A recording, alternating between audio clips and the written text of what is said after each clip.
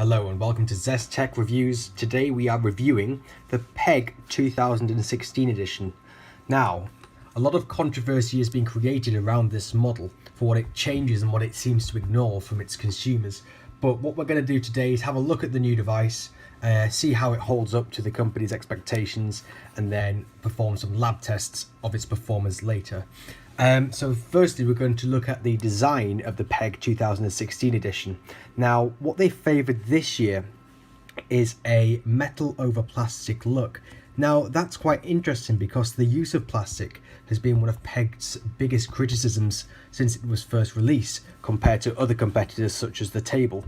Now, what we have actually seen, which is different and it's very interesting to see actually, is the new angle that PEG has taken here. So this angle here is approximately 3 degrees less than last year, and PEG are hoping that that will give it the speed advantage that it needed.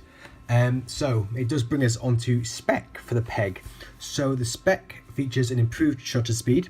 So they're saying the shutter speed of the device has actually been improved by about 0.7 seconds, which is staggering. It's a very quick device and should be great to see how it performs later on.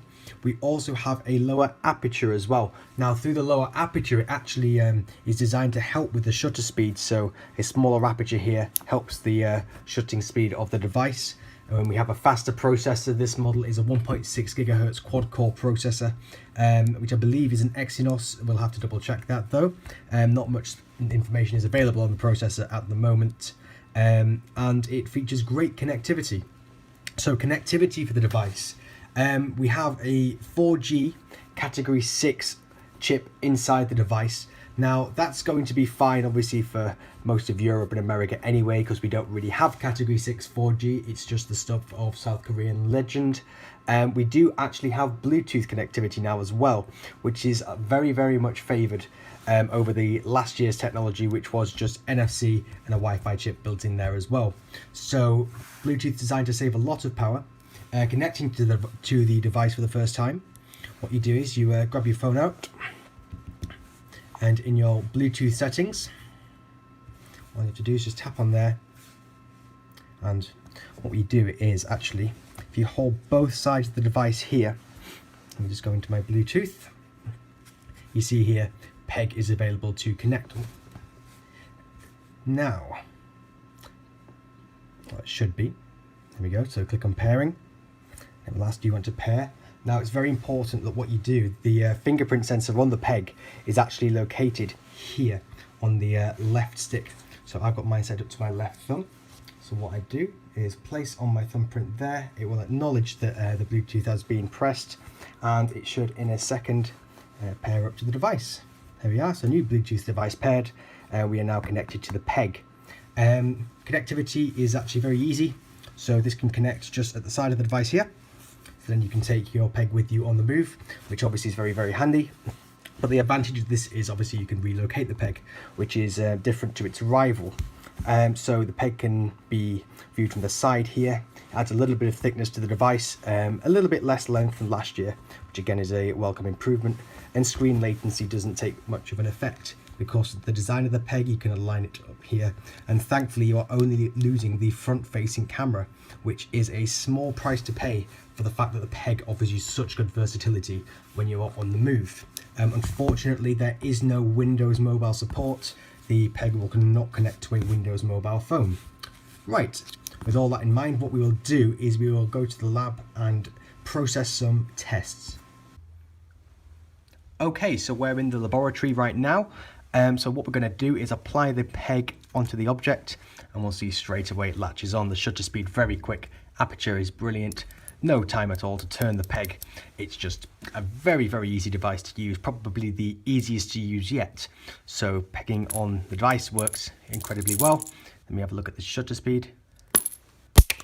Great, works exactly as we'd expect it to.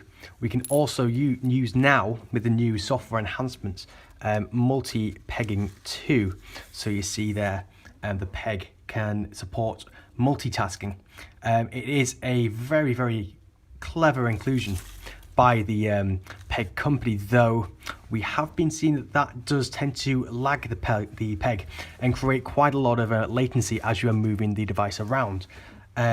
we'll cut to one more lab experiment we have for the device, and then we'll see how we can conclude our review on the PEG. We are in the drop testing laboratory, and what we're going to do is drop it onto its face like so, onto its side, and then see if an impact test can break the device. So let's drop it first onto its head.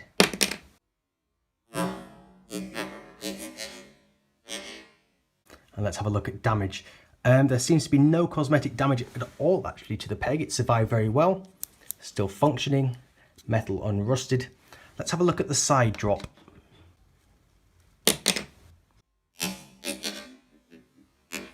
And again, no signs of cosmetic damage. The clipping is actually suffering a little bit, not much range as there was before, but overall still working, still intact. Now let's have a look at the impact test.